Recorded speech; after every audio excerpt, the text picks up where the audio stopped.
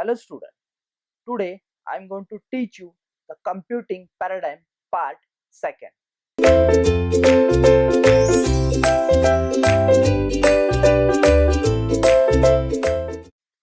As you are studied the computing paradigm part 1st, where we dealt with the loss concept, that is an grid computing. Here to start with computing paradigm part 2nd.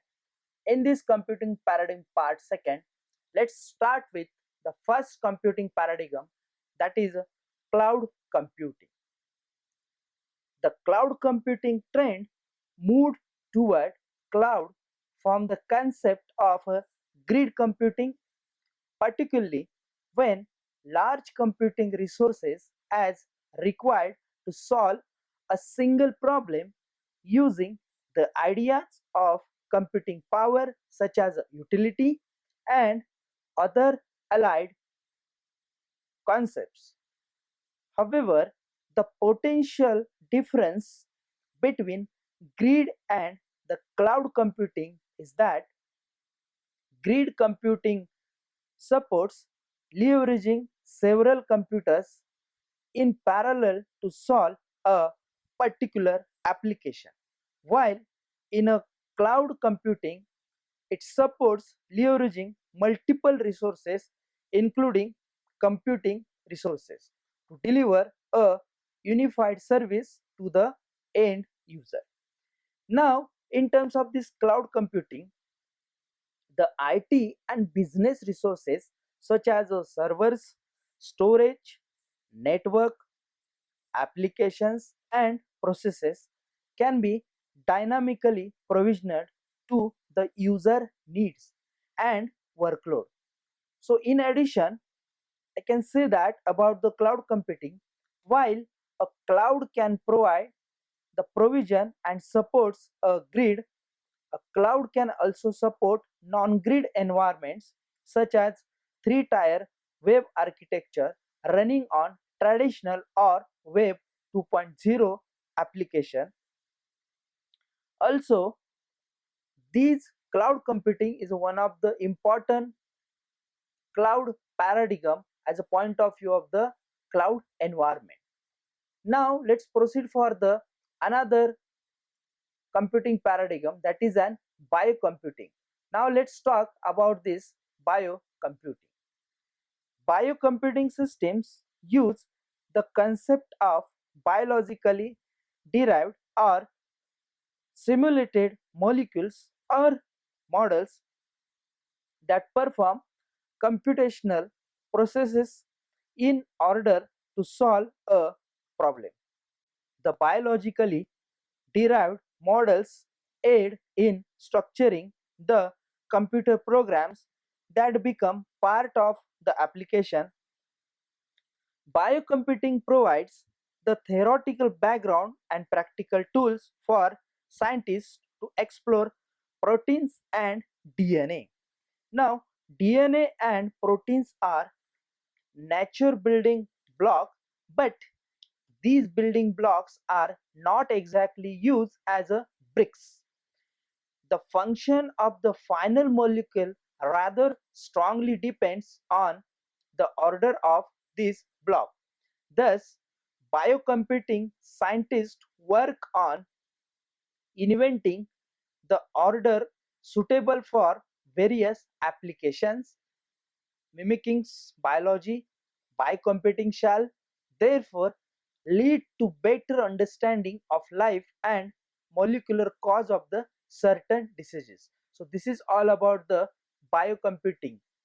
Now let's proceed for the another paradigm, that is an mobile computing. Let's start with that one. In this mobile computing, the processing or computing elements are small, that is handheld devices which you are going to use smartphone nowadays, and the communication between various resources is taking place using wireless media. Mobile communication for voice application, example cellular phone, is widely established throughout the world and witnesses a very rapid growth in all its dimensions, including the increase in the number of subscribers of various cellular networks. An extension of this technology is the ability to send and receive data across various cellular networks using small devices such as smartphones. There can be numerous applications based on this technology. For example, video call or conferencing is one of the important applications that people prefer to use in place of existing voice only communication on the mobile phones. As a part of the mobile computing, the mobile computing based applications are becoming very important and rapidly evolving with various technological advancement as it allows user to transmit data from remote location to the other remote or fixed location. So this is all about the mobile computing. Let's proceed for the another paradigm, that is a quantum computing. In this quantum computing, manufacturers of computing systems say that there is a limit of cramming more and more transistors into a smaller and smaller spaces of integrated circuits, which you called as a ICs, and thereby doubling the processing power about every 18 months. This problem will have to be overcome by a new quantum computing based solution, wherein the dependence is on quantum information, the rules that govern the subatomic world. Quantum computers are millions of times faster than even our most powerful supercomputers today. Since quantum computing works differently on most fundamental level that the current technology, and although there are working prototypes, these systems have not so far proved to be alternatives to today's silicon based machine. So this is all about the quantum computing. Now let's start with another paradigm, that is an optical computing, nano computing and network computing. Let's proceed with optical computing. What is this paradigm? Optical computing system uses the photons in visible light or infrared beams rather than electric current to perform digital computations. An electric current flows at only about 10% of the speed of the light.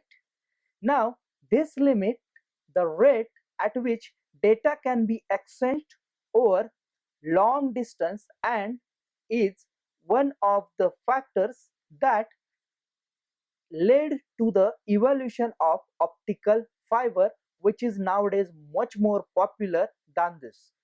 By applying some of the advantages of visible or infrared network at the device and component scale, a computer can be developed that can perform operations 10 or more times faster than a conventional electric computer.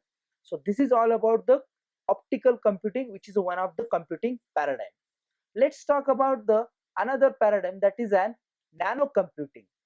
Now, in this nano computing, it refers to computing systems that are constructed from nanoscale components.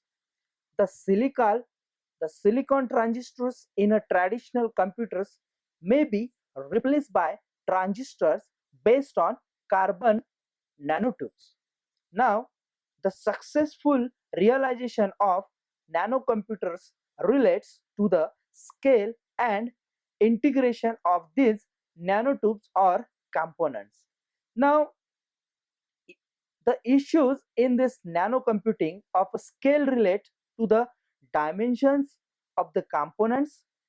They are at most a few nanometers in at least two dimensions. Now, the issues of integration of the components are twofold. First, the manufacture of a complex arbitrary patterns may be economically infeasible, and second is nanocomputers may include massive quantities of devices. So researchers are working on all these issues to bring nanocomputing in a reality. So it is one of the computing parameters. Now let's proceed on another paradigm, that is a network computing. Let's talk about this one. Network computing is a way of designing systems to take advantages of the latest technology and maximize its positive impact on business solutions and their ability to serve their customers using the strong underlying network of computing resources. In any network computing solution, the client component of network architecture or applications will be with the customer or client or with the end user. And in a modern days, they provide an essential set of functionality necessary to support the appropriate client functions at minimum cost and maximum simplicity. Unlike conventional personal computers, they do not need to be individually configured and unmaintained according to their intended use. The other end of the client component in network architecture will be a typical server environment to push the services of the application to the client end or the end user. So almost all the computing paradigm that were discussed in part first as well as part second of this nature, even in the future, if any one of events are totally new computing paradigm, it would be based on a network architecture without which it is impossible to realize the benefit of any end user. Now, if I want to summarize this paradigm, computing paradigm, so we are into a post PC area in which greater number and variety of computers and computing paradigms with different sizes and functions might be used everywhere and with every human being. So the purpose of this paradigm is idea about the all the computing domain, and most of these paradigms are ubiquitous and pervasive in its access and working environment. So these are about the computing paradigm part second. Thank you, student.